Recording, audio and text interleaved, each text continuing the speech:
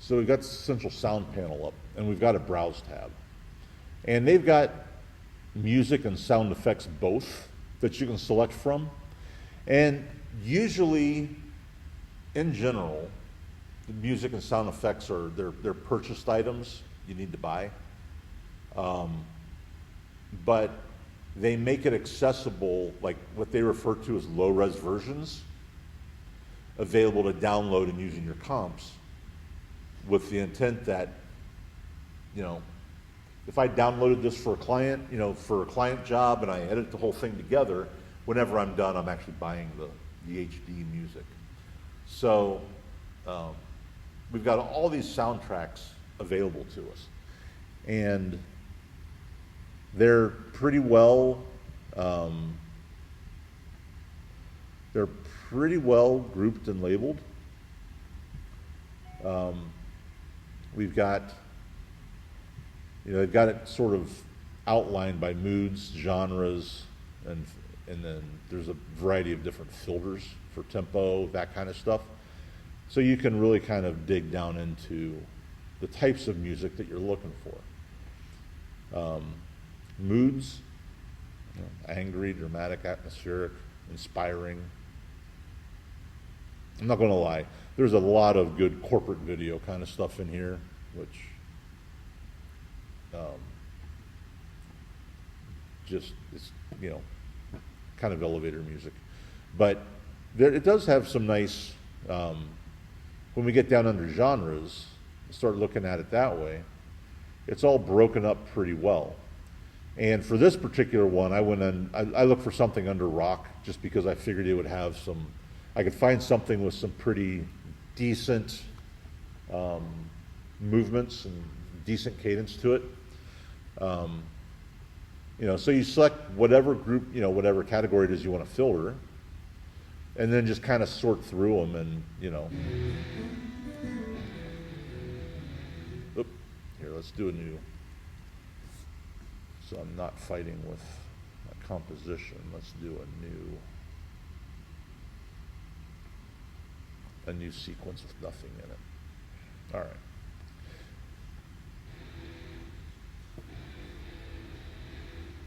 And we can just kind of sort through it all.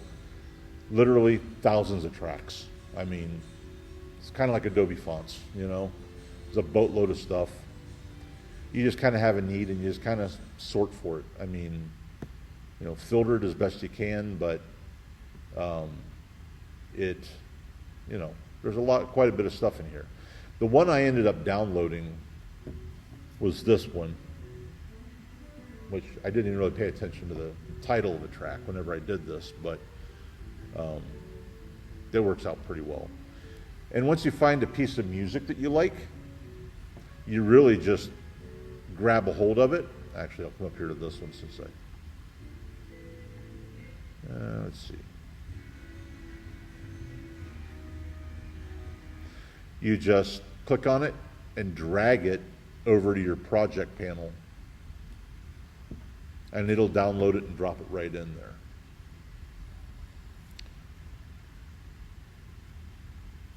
So there's that track.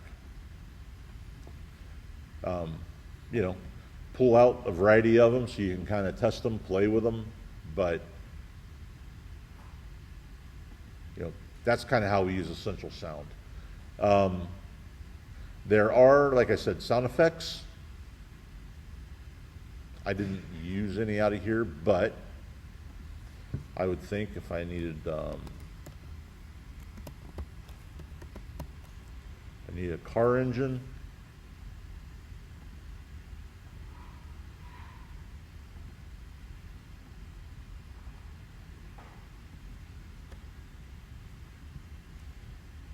We can kind of go through here and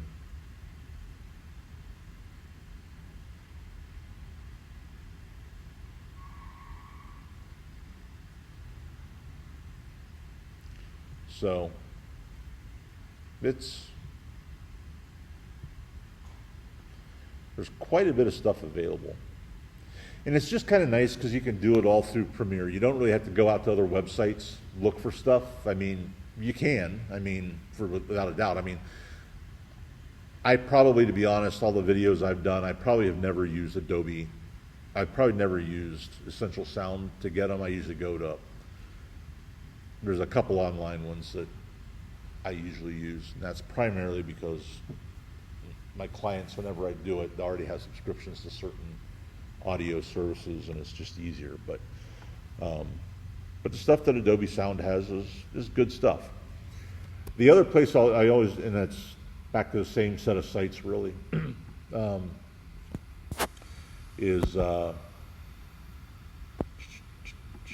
Pixabay has an awful lot of sound effects. Which I've mentioned before, and I think you guys have probably looked at. But you can get a lot of them from there too. Just download them, add them to your project, sort of gather up all your stuff. So,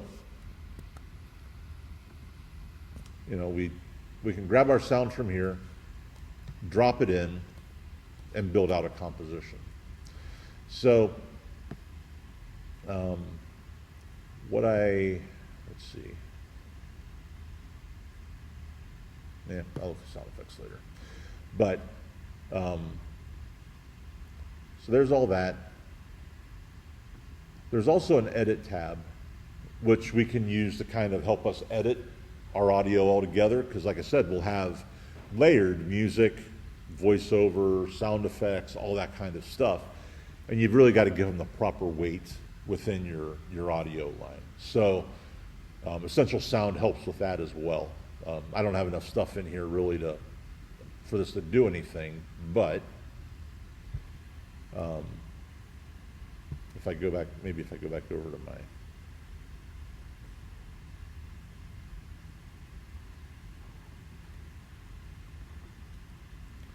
to this one, so it knows that I've got sound effects and music in here both.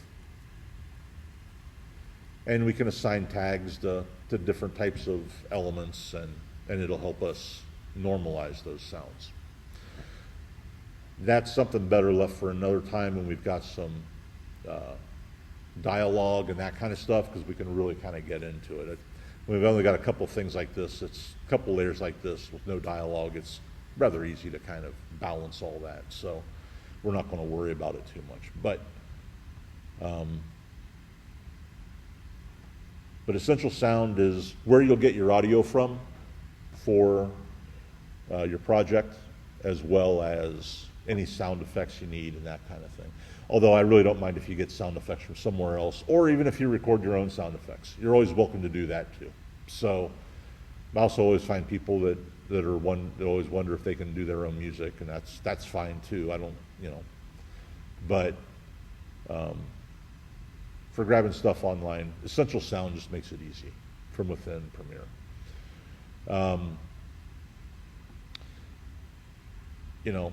You can also use Premiere for nothing else than just grabbing sound. Like I prefer to use After Effects for a lot of stuff, but I'll grab sound from Premiere, sort of rough cut it together and export it, so I can import it then into my After Effects files. So lots of different ways we can use that. So I'm going to start by looking at a couple of different things here. So you'll notice that within this timeline that I've got here, I didn't bring my mouse with me today, so I'm like a little slower than I normally am. But you'll notice that if we take a look at this, I've got all these different marks up here in my time bar, as well as there's a bunch of them up here at the top of my timeline. I've got a couple in here within clips, and those are markers. So, and like I said, you can place them pretty much wherever you want to. It's not, there's no right or wrong way to do it. I think there's just ways that work better for certain things. So, usually, if I'm marking music, I'll place my marks on my soundtrack, just because as I slide my soundtrack around, then the marks go with it.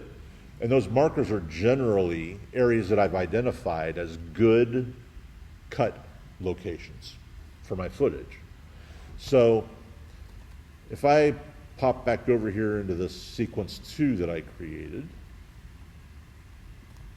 and I'm going to grab my Route 66 blues loop and just drop it down here. This is only like 1.5 minutes long, this clip. But I'm just going to drop it in here, close this up, and then open up just so I can see all my peaks and valleys.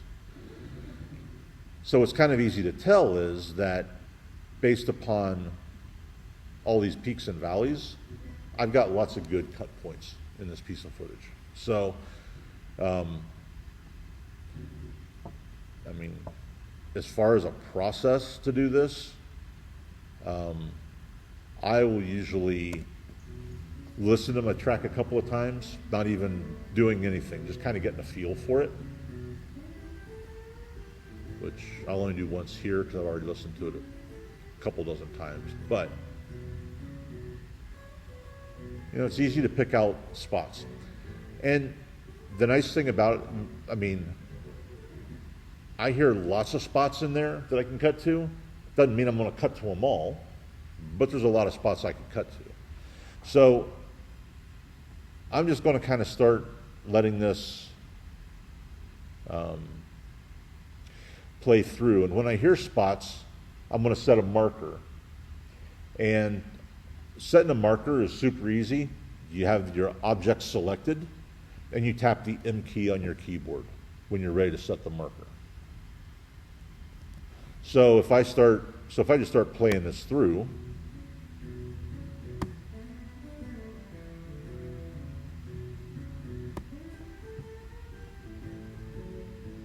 actually I've already set a bunch of markers here. Let me get rid of these. Whoops. No, I moved it to the audio 2 line. Pull that back up. Let's see. Markers, let's clear them.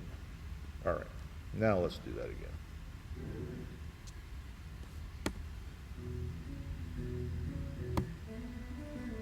So every time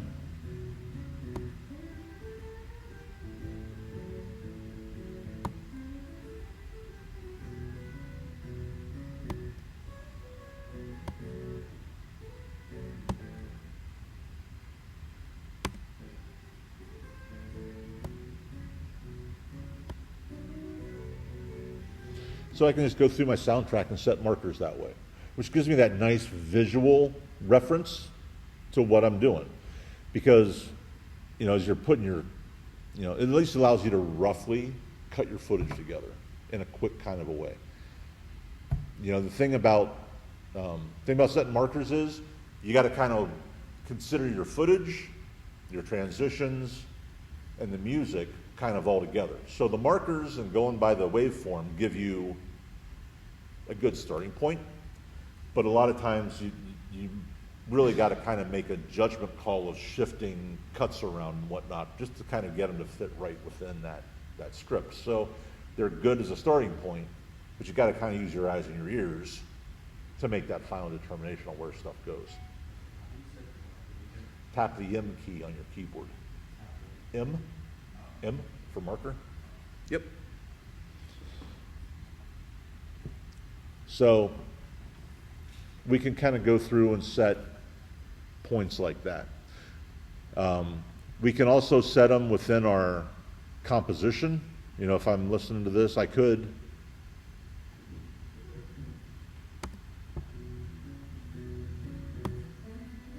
if I've got my composition window,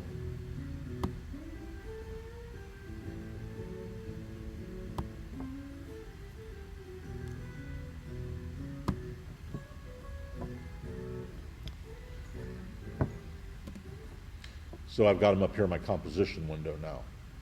If I tap the M key twice, so let's say, and I kind of do them, I just kind of mark sort of on a roll like that. But wherever your playhead is where it's going to toss in a key, a marker. So I could decide,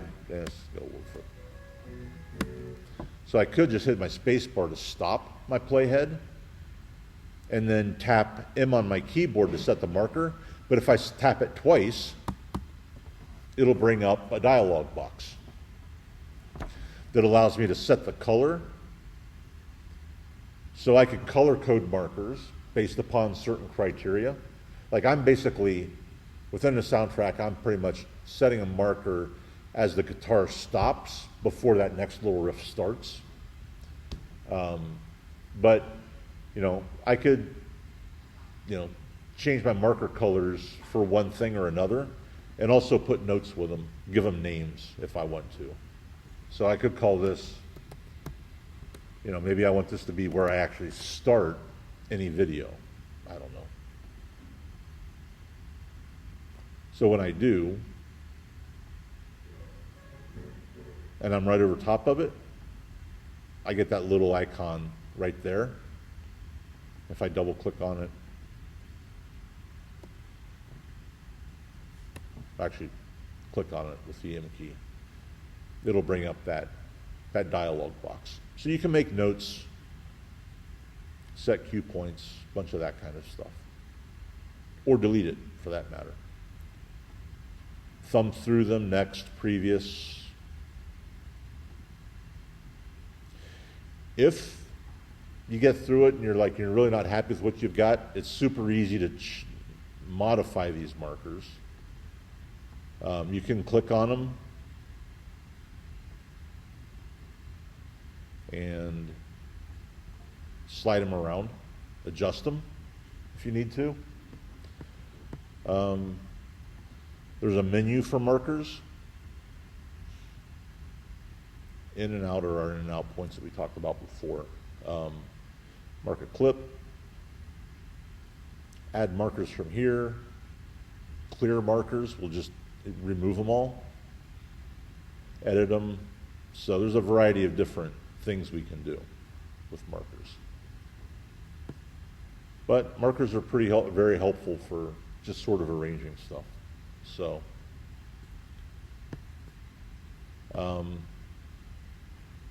we can also, so let's go look at a piece of video here real quick. So if I'm gonna give myself some room. So I'm going to grab a piece of, I'm not sure which this one is.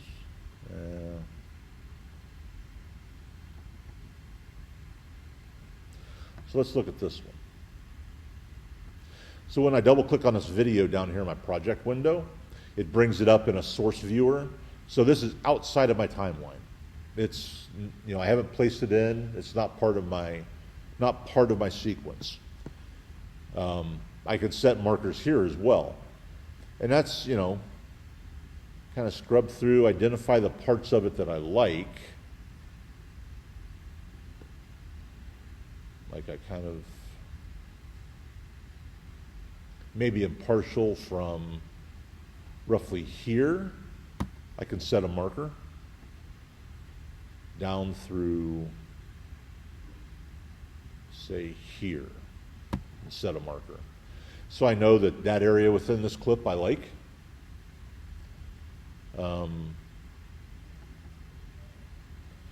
This clip,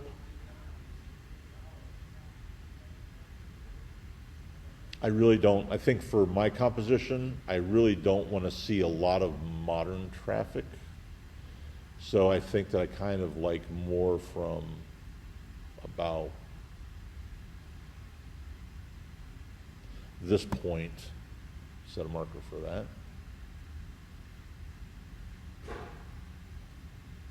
To about maybe here or something like that.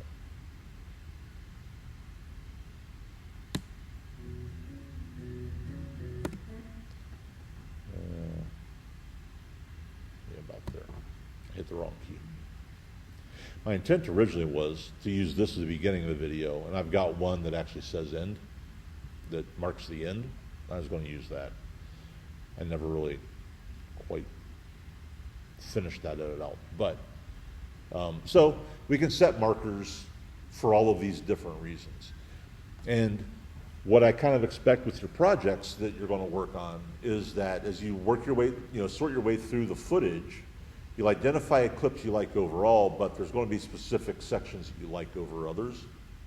Set markers for them. I mean, we could set, several different sets of markers within a clip. I mean, I could decide that like from there to there, there's maybe an area in here through the middle that I don't like, and then I like, a different set.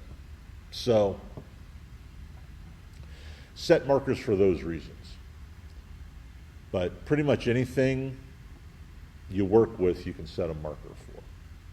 All right? So, I've done all that. And I'm just going to start kind of cutting some stuff together. So this kind of starts, and actually I started this out with photos. So let's see, what images did I have? I started with that one.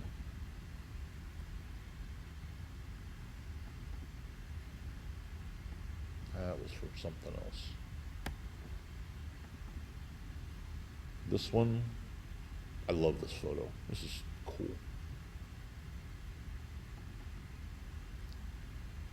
The dash, the fuzzy dice, and the V8. So I'm just going to start from the top and kind of work my way through. I'm just going to kind of add them in. I can always go back and change orders of things, but I'm just going to pull this down in. Actually, I'm just going to pull about 3 of these in. Pull them all. Just grab all of these. What the heck? Do that. And zoom in. And I'm just going to edit this stuff to start with. I'll worry about my intro later. So these are all back to back. A very quick way to edit all of this. So I've got my markers set. And if I go over here to my tools, down to the third one, there's ripple edit. And if I select the ripple edit, I can select my first clip, go out here to the end, pull it back to where this marker is. And you notice with the ripple edit tool, all of my subsequent video follows. I don't end up with those gaps that I've got to remove. So I've got that one, got that one, there's that, and then I'll pull this one over. So, yeah. No, the ripple edit is just to edit I'm just editing the images with the ripple edit. Yep. But I am, whenever I use that, I am aligning it to them. What's nice about the markers too is whenever you get close to them, it'll snap. Yeah. Yep. It'll snap to them. So that ripple edit tool is nice and handy for speed. Kind of speeds the process up. So if I take a listen to this now,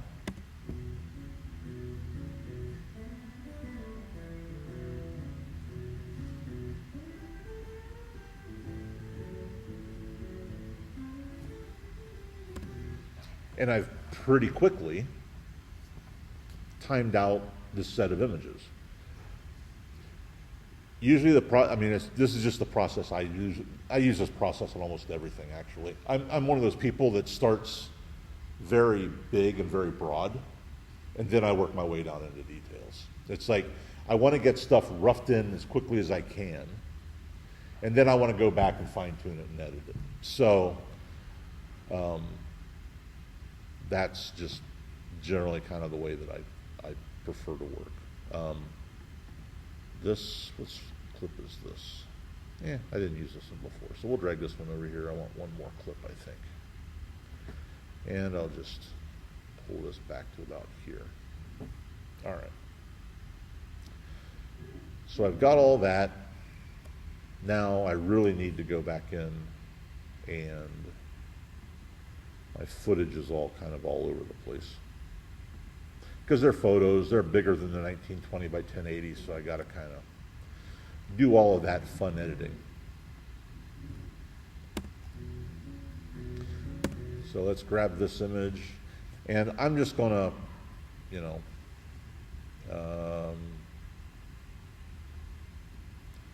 go to my effect controls. So I select this first piece of footage, and I'm just going to kind of scale it down that way.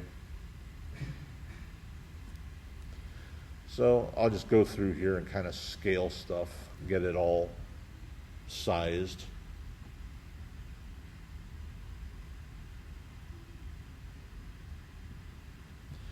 This is why I don't like using my trackpad. This one needs scaled, but it also needs rotated.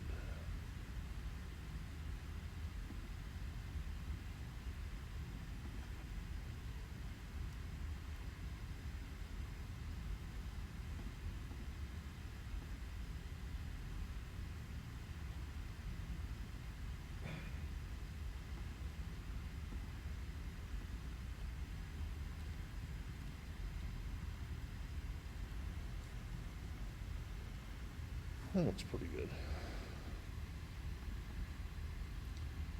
This image also needs color corrected, but we will worry about that later. So I'll just kind of scale that up a little bit, do that with it. And I want to have it, I forget, I think I panned down to the V8, so we'll kind of start it up here. All right, that'll be our starting point with that. And grab this guy.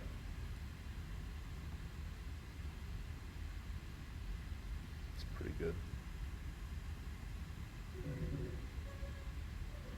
And our dice.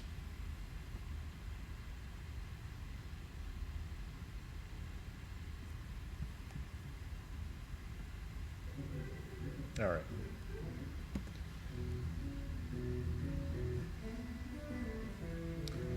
So we're kind of, and I'm letting these kind of stretch out a little bit longer, I think, than I did in my original one. But you know, the other thing about all the markers is that I'm not really, actually I am animating pretty much all the ones I put down, but I could let one of these stretch over. If I had one, I mean, they're photos, so I can stretch them as long as I want. I could have these stretch a little longer. And instead of, you know, I can use these markers to, like if this particular one, for instance, actually let's say that we slide this fellow down to about there, and let's stretch this one out. I've still got this marker here. I could use that marker for something else. You know, I mean, maybe this, it is kind of nice. I mean, I think it's fun hitting, you know, as many points as you can, but you also got to kind of determine the pace of your video a little bit.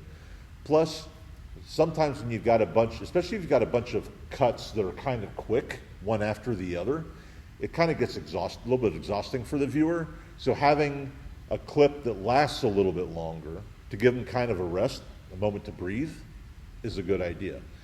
That's kind of one of the other things we really haven't talked about a whole lot, but pacing of a video is really pretty important. So some videos feel like a rush to the finish. Some feel like they take forever because each image takes forever to resolve. And some of them just feel like they move nicely. So, and that's kind of the difference, is that pacing that you kind of set up as you're working your way through the editing process. So, but I'm going to leave that one longer, and I think maybe at this point we'll find something else to do with that. So I've got that whole segment kind of worked out,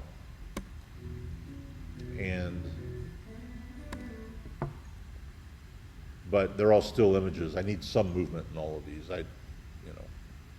We need to do something, I think. So I'm gonna, we looked at animation for type and that kind of stuff, but we can use it on, video and stills as well. I mean, I know these images are all plenty big, so I'm just gonna kind of come back here and start at the very beginning of the truck clip and set its scale and come to the very end. And we're just gonna do kind of some Ken Burns kinds of things, And then I'm actually gonna pull this playhead just a little bit past the end of that clip. Select that.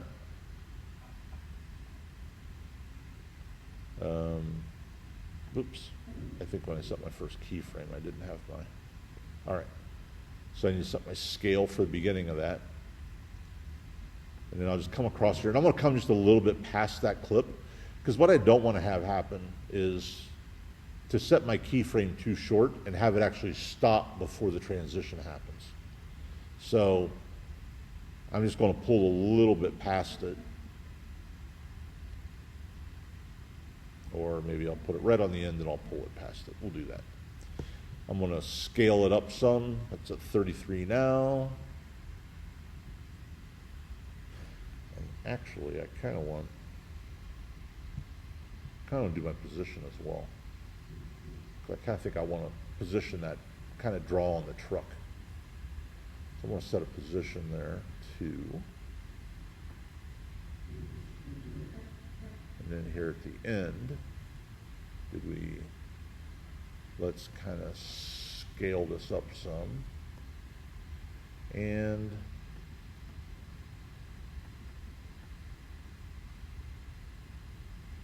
pull this up so the truck is kind of right in the middle.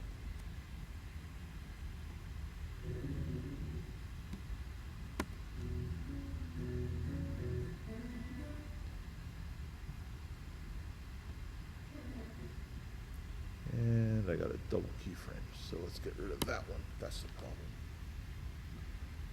So we can kind of pull those, and I'll pull them right out to the very edge of that clip because I don't want them to stop too early. Even with a transition that crosses those, I don't want it. It'll still show that glitch, I think. So we got that one. This one, I think. What did I do here? Oh, you know what? I think I started with this one before. So we can do any number of things with this.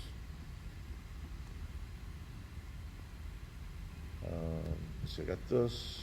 The next one is that. That's going to be a draw down. This draws left and up. Maybe this one just scales a little bit. I'll kind of start this one here. Come all the way across.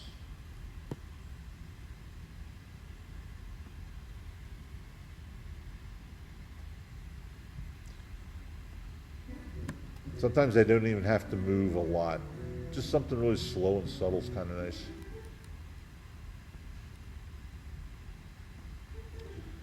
This one will work through from here.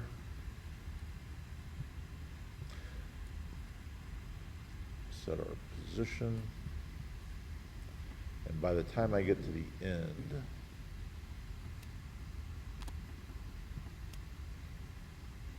I'll draw down like that.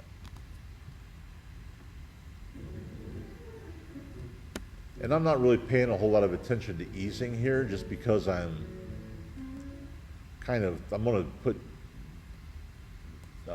transitions between them, but actually maybe this one should. Maybe I should pay a little bit of attention to some easing here. Maybe I should get to that position a little bit earlier.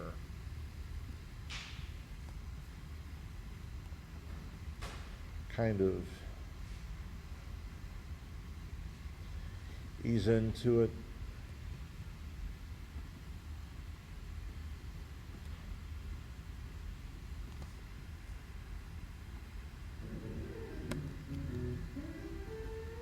It's a little quicker. Yeah, that works.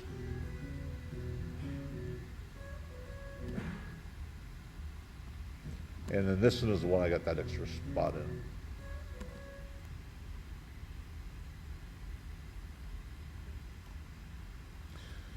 So I can, and I'll address that little spot later. So, again, I mean, kind of made quick work of that for the most part. I got to do away with those hard cuts, but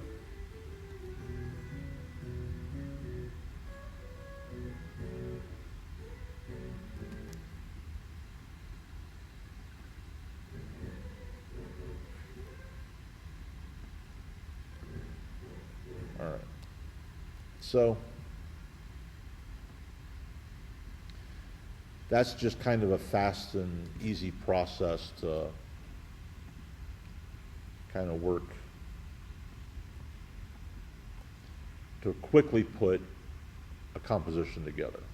And I don't know if I want these transitions in here or not in the end, but we'll put them in for now just to kind of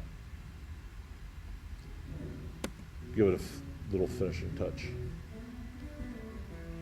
So even with those transitions, the cuts all still make sense. I don't have a hard cut on those, but they're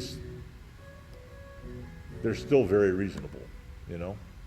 And I could maybe because the way the music moved there, maybe I actually make this transition a lot shorter.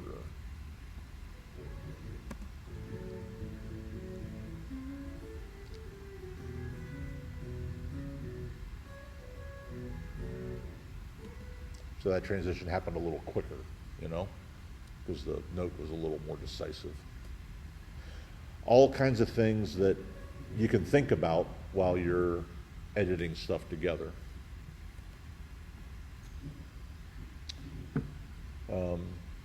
So I've done all that. Let's see, I'm going to kind of zoom back out on that so I can see what all I got going on. Oh, so, and I think I mentioned this before, but this particular music, left and right channels, although they're pretty much identical. This line that runs through here changes the volume. So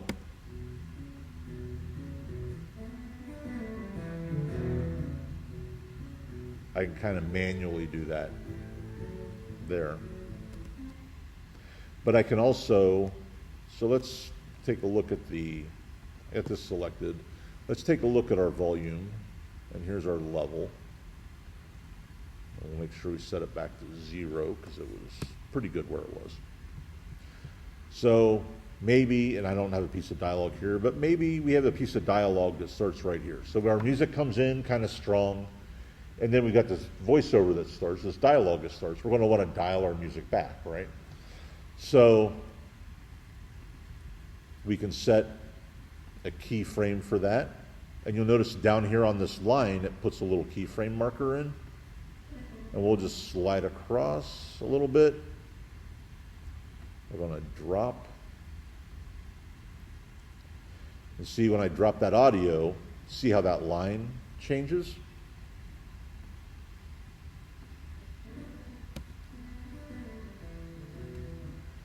I can also just grab a hold of that dot and I can move it manually.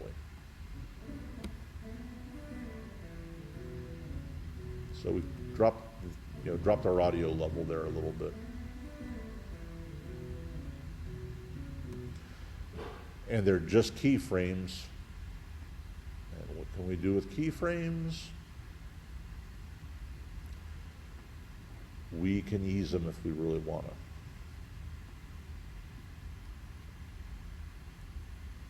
Which,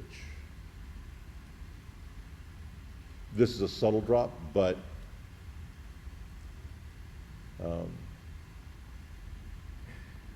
I could ease into this last keyframe.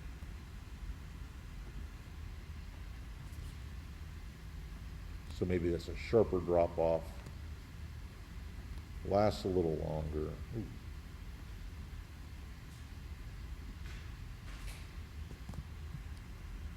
And this little line down here will reflect that as well.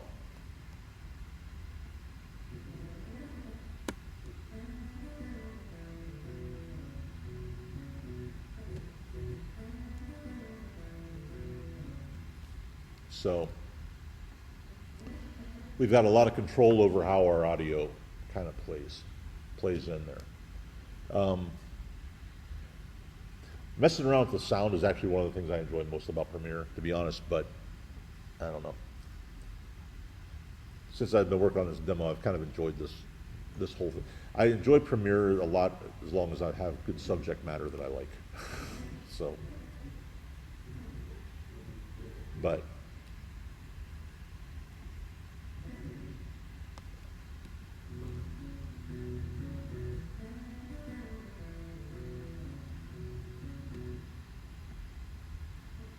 I think that needs to drop a little bit more.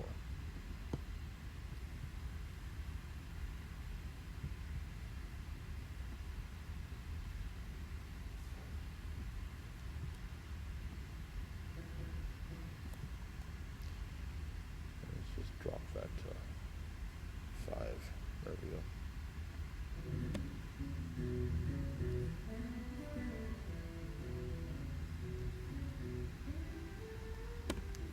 So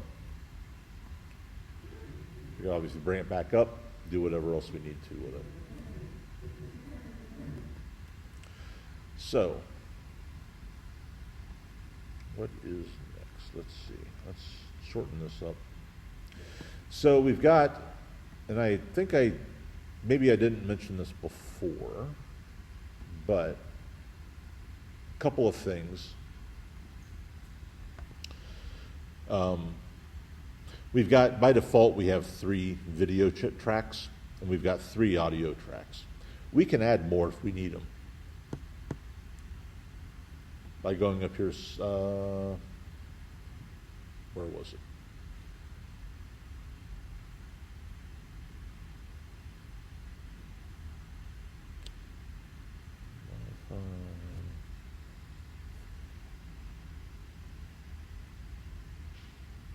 Shoot.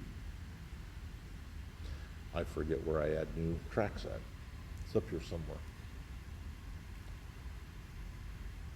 I'm probably just looking over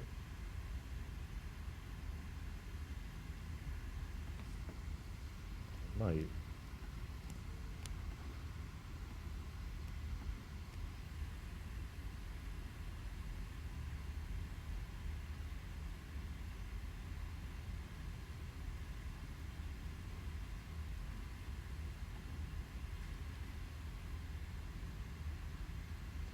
All sorts of settings. I can add additional tracks if I need to for both. I'll find them later rather than take too much time sort of sorting around for them. But remember that I've also got some sound effects. And these are always just a lot easier to see, but I'm gonna, if I open, let's see, I got a car horn, so I could always drop my car horn. Oh, there's a bunch of these. All right, that's all right. So let's see.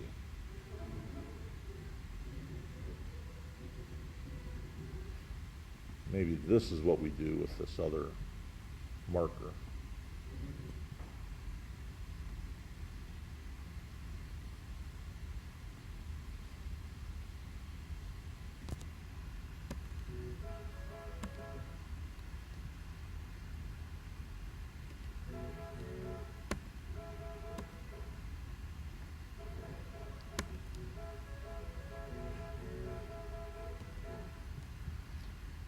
So maybe we like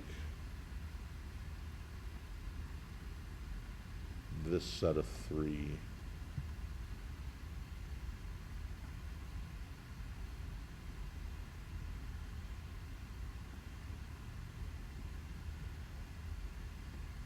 Horn blasts.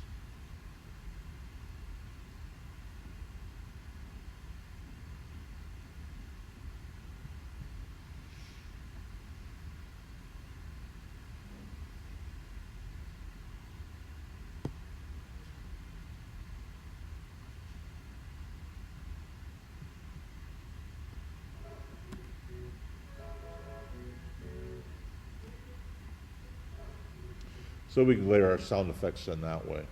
And those are kind of loud. And I'm just going to adjust these -5 overall, I think. Let's see what that does. A little too light. -3.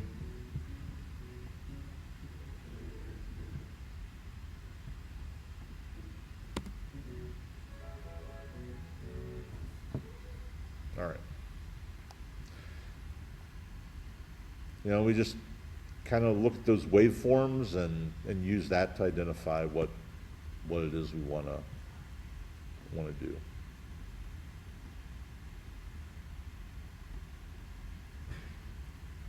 Oops, wrong way. Let's do this. All right. So I got all this. I'm going to use my select forward here. Click on this one. So remember, this select forward will, whenever I select, it'll select absolutely everything past it. And I'm just going to slide this over and bring in I've got, let's see, I've got a door opening and closing.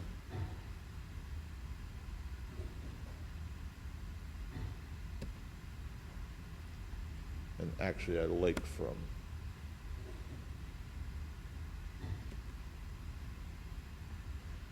this set right here. So I'm going to take this,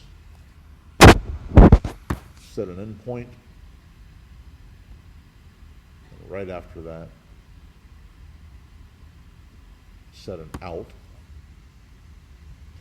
And I'm going to drag this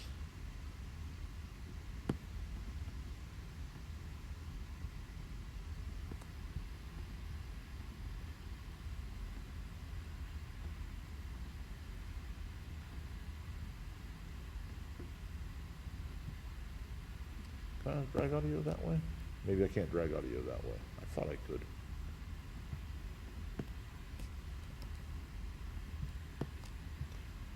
That's all right. I'll just grab it here. Put it here.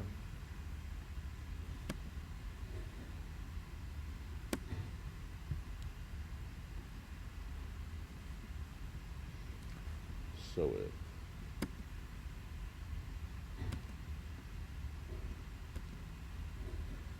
Oh, there we go. So it opens, closes, and where it closed,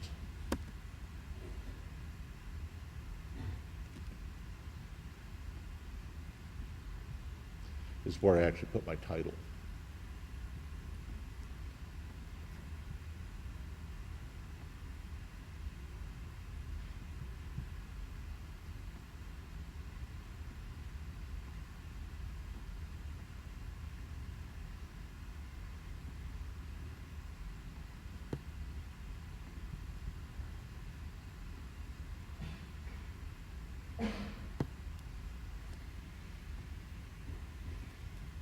So I'll use that spot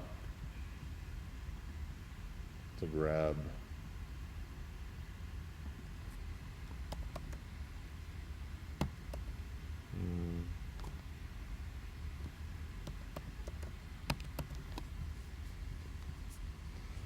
drop in some type, use my essential graphics panel,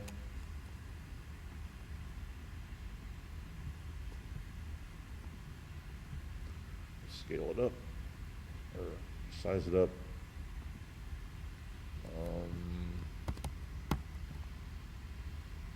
Magneto.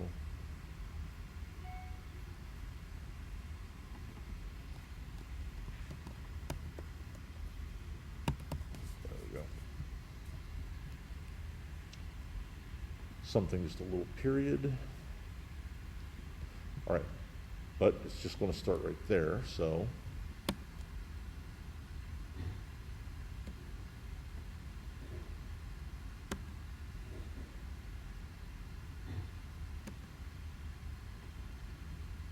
maybe it actually needs to start back a little bit.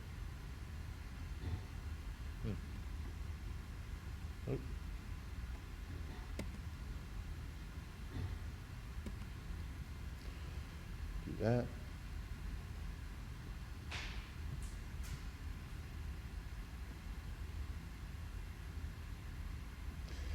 So we just kind of go back, work our way through it, and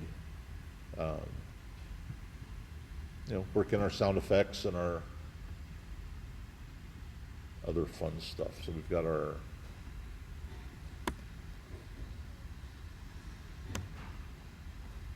engine should start.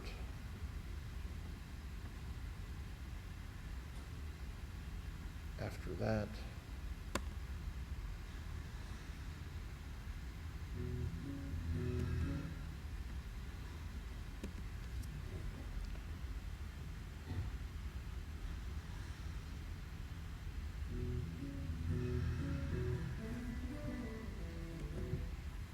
actually, I think that would probably work out better. It's got this nice little rise in the audio track where it the car takes off, so maybe that's actually where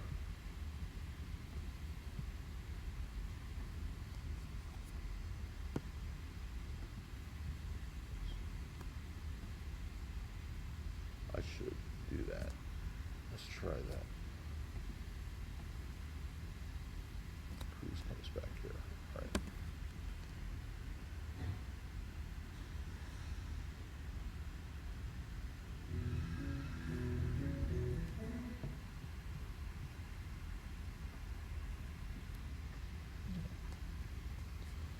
So just kind of time things out so they make sense.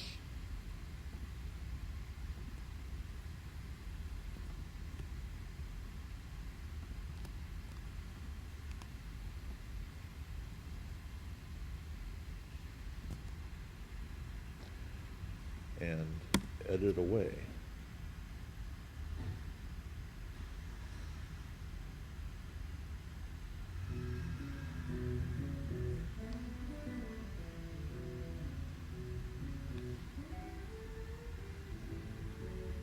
It works out pretty well.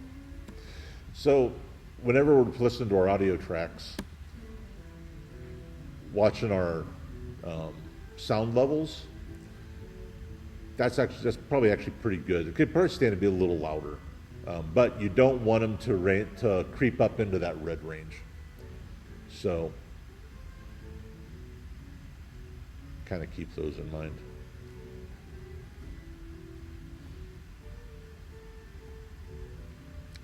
It's just a mellow piece of music. So we, in about 45 minutes or so, edited about 24 seconds of video. Not too bad. Needs lots of work, but put it together kind of quickly, and it seems to work. So once I get out here, so I get to this part, and that's kind of the last of my stills. I've got another one, I think, but I want to switch over to some video here at some point as well. So if I want to take a look at which video, let's see.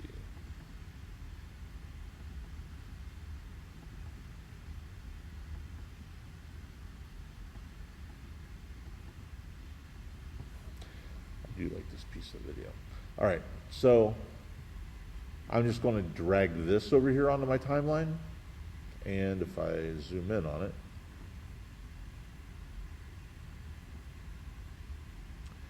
there's my markers. There are my markers that I identified as the segment that I actually like.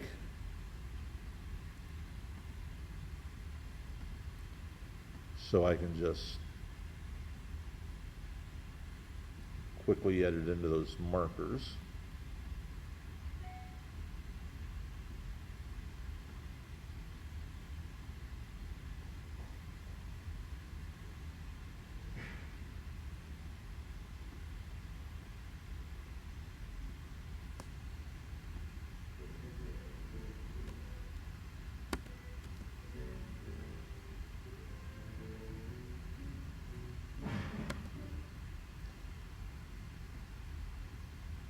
back to there. This clip, though, did not give me what it, oh, this is one I wanted. So, and you might have noticed some of our video clips have this little green icon on the corner. That means they've got an audio line to them. So, if I drag this one over, you'll see that it brings that audio line with it and wants to lay over top of my music.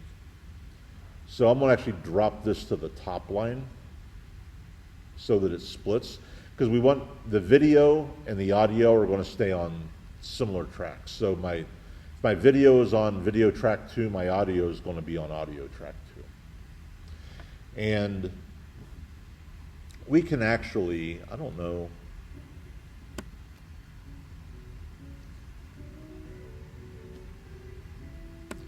there's not a lot of, that audio track doesn't have a lot of anything in it.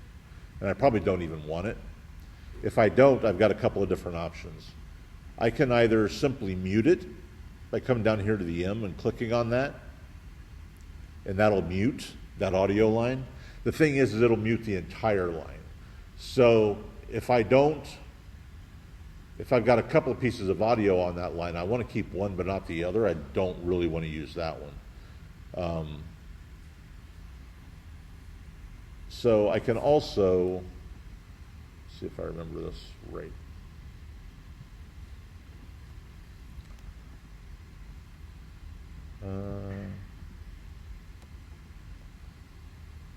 Right click.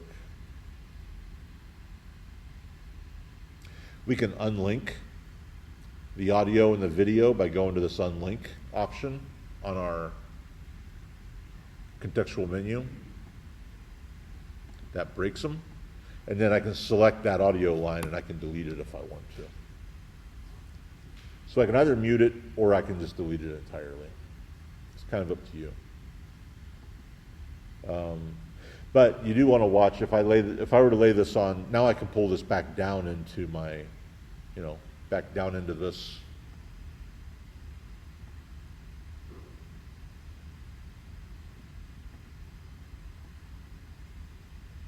video track.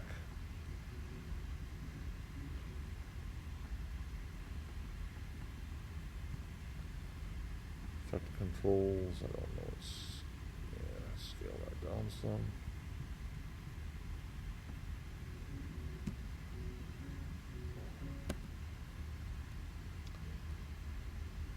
So we can edit our, any audio that happens to be on a clip, we can either delete it or just mute it, one of the two. I mean, I guess you could just drop its volume to 0 as well, or way below 0, but probably better, if you don't want it, it's probably better to just delete it.